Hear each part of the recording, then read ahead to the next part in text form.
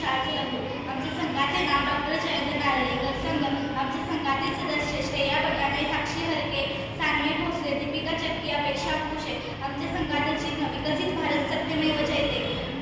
आमच्या प्रकल्पाचे नाव स्वयंचलित पाणी व्यवस्थापन प्रणाली.